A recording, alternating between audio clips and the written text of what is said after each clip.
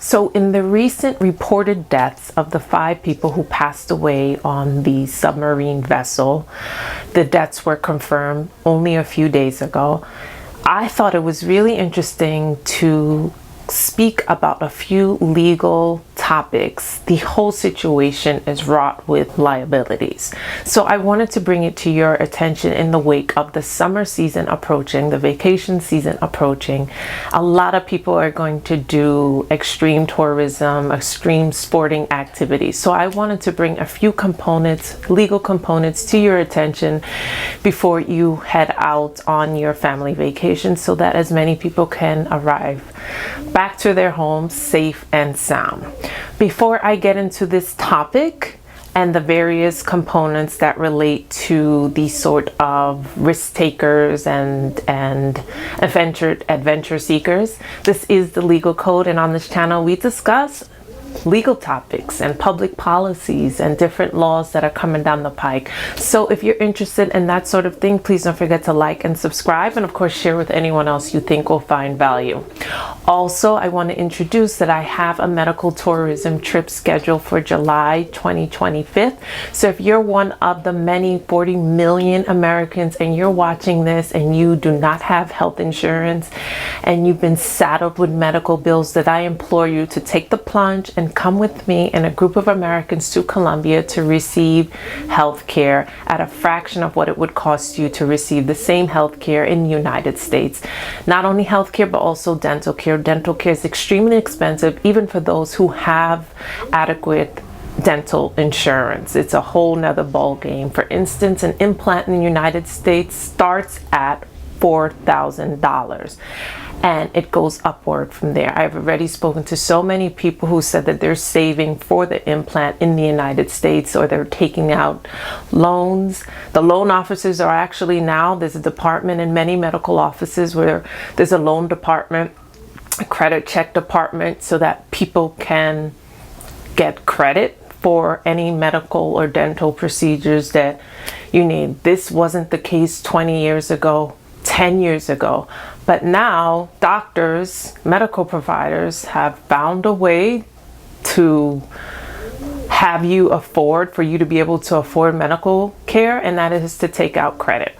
So instead of that, I think it's a more judicious choice to become a medical tourist at a fraction of what it would cost you to receive the same treatment in the United States. Colombia ranks number 22 in the world as it relates to healthcare. It's well respected internationally. The doctors on my roster have been educated, some of them at Harvard, internationally renowned doctors. And so there's no shortage of innovation and some of the greatest minds in South America.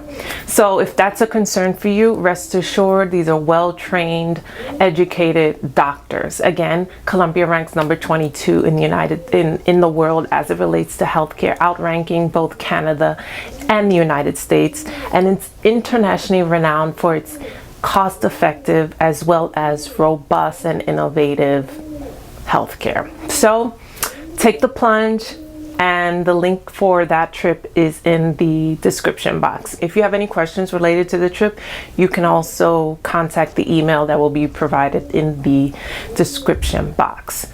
One other housekeeping item: if you are a person out there and you're struggling with your small business or starting your estate plan and you would like to speak with an attorney, then you can also reach out to me and my team, and we can set up a call, a consultation to troubleshoot any areas that you're experiencing in your small business, or as it relates to how to start your estate plan.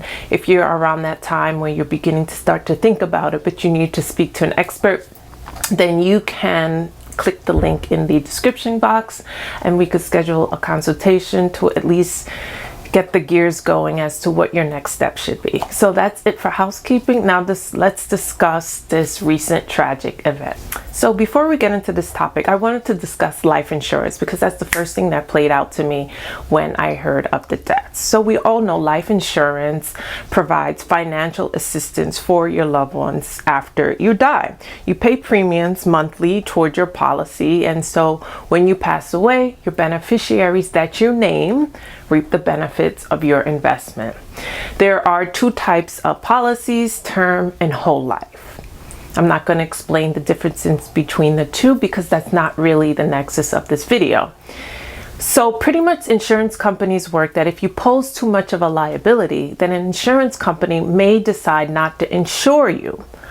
But for companies that do, they'll use what's called a table rating system to determine what you'll pay for a policy.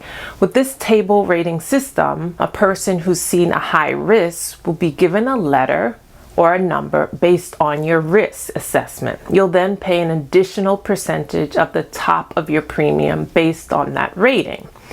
That's important to note, as most people who take part in extreme sports or other risky activities are table rated automatically. Extreme athletes run into the frustrating process with insurance companies because they're scored higher. Their activities is seen as more risky.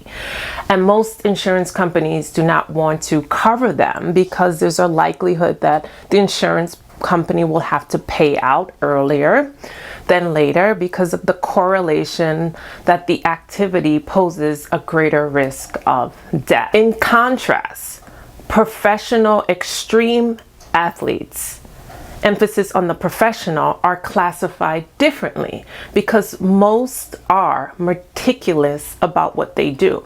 There's research, there's pre-visits to locations, a team of choreographers or experts, safety crews, which may be also weather experts, for instance, local terrain experts, medical experts, double and triple inspection for equipment use.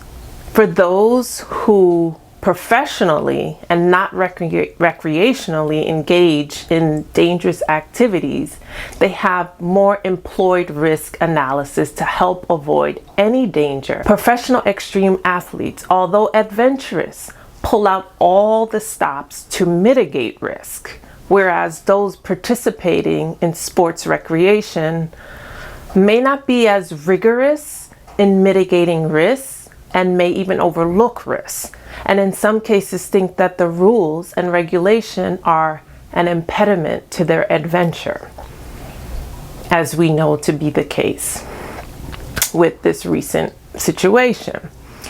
There are also inherently dangerous professions such as firemen, policemen, deep sea divers, whose occupation implies an inherent risk. And perhaps there's, of course, a degree of thrill seeking for these professionals because you need a certain nature to participate in these sports or these jobs. But again, it's heavily regulated.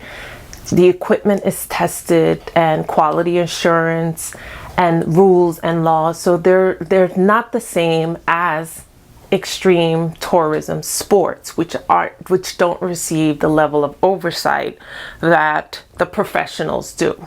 So this leads me to the recent submarine sets that have been circulating. Now, Stockton Rush, the pilot and the chief executive and founder of the OceanGate, the submersible vessel that went on this voyage along with 5 other passengers to see the wreckage of the Titanic at the bottom of the ocean. The entire crew, including the pilot of the Titan submersible, was declared dead on Thursday, and his vessel was found in pieces at the bottom of the Atlantic. The search crew is still out there to investigate. Mr. Rush, again, was the CEO and the founder of OceanGate, a privately owned tourism and research company based in Everett, Washington. Again, it's a tourism company. Mr. Rush was a thrill seeker, and the sky, if it was the limit, it was too confining for Mr. Rush. He wanted to be the first person on Mars, according to what he told Fast Company magazine in 2017. In fact, Mr. Rush was ineligible for the Air Force pilot training because of poor eyesight, and so he abandoned his dream of being in the air, and he saw potential in underwater travel. And he said he was willing to take on risk and bend the rules to achieve his goals. And so he looked to ocean exploration. The ocean, just like flight, is wrought with extremely is extremely dangerous. For instance, for every 33 feet of depth, there's 1 atmospheric change and added, and thus pressure. At 12,500 feet of depth, the Titan was exposed to about 375 atmospheres, or 5,500 pounds per square inch of pressure. It would not take substantial medical failure to result in disaster at those pressure levels, and we see that's what occurred. Now, this is not my zone of genius. I know nothing about deep diving and this type of voyage and the pressure involved and the physics of it. I know nothing, only what has been reported over the last few days. And although I'm not a tort lawyer, lawyers are trained to assess and measure risk. And based on the testimony of people who worked with OceanGate and around this, there have been so many concerns about the safety of Titan, and that was voiced as far back as 2018. So historically, there was a concern that things were not up to standards, up to industry standards. There was complaints on lack of oversight, lack of adherence or adherence to industry guidelines. In fact, a former employee said that he was fired after raising concerns that the company was not properly testing the carbon fire tube.